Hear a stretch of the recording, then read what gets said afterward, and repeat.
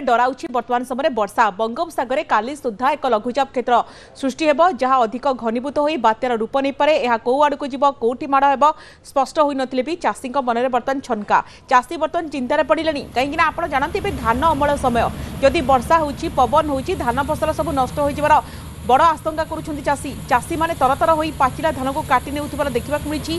विशेष करिकी दक्षिण ओडिशा नवरंगपुर जिले में चाषी माने धान मका फसल को काटी नेउछंती।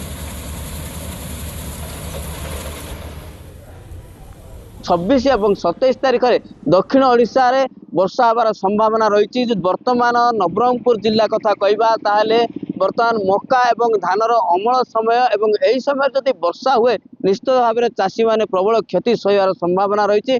एणु चाषी अति तरबरिया भाव में धान एवं मक्का को काटी सुरक्षित स्थान को नवा को आरंभ कले। एथिपाई दिन राति एक करी चाषी माने काम करुचंती।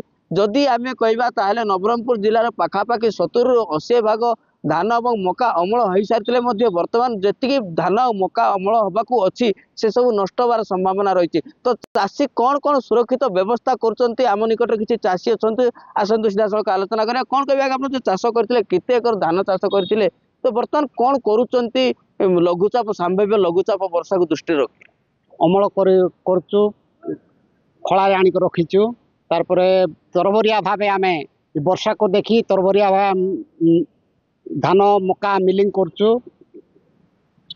मिलिंग करके आमे आम निज घरे नहीं कि रखुचु।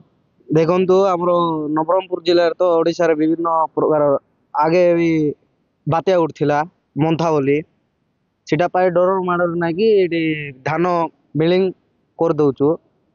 अरे 5-6 एकर ना कि करते लोकर नष्ट हो जाओ ना वर्षा पड़ले आमे धान खाटिक ना कि अधे मिडे दउचु आ पैकेट नहीं भरदे कि ना घरे सुरक्षित भाव रखु।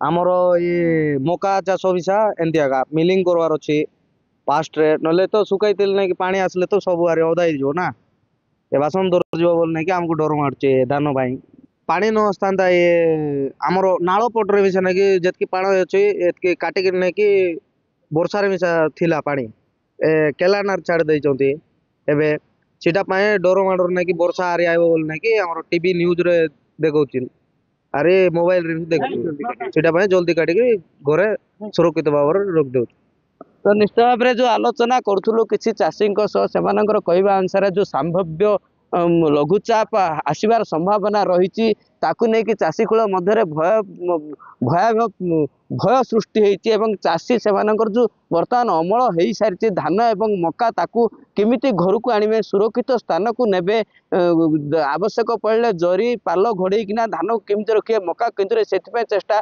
चाषी तरबर सब काम कर देखा मिलूँ नवरंगपुर जिले में। जदि यही लघुचाप वर्षा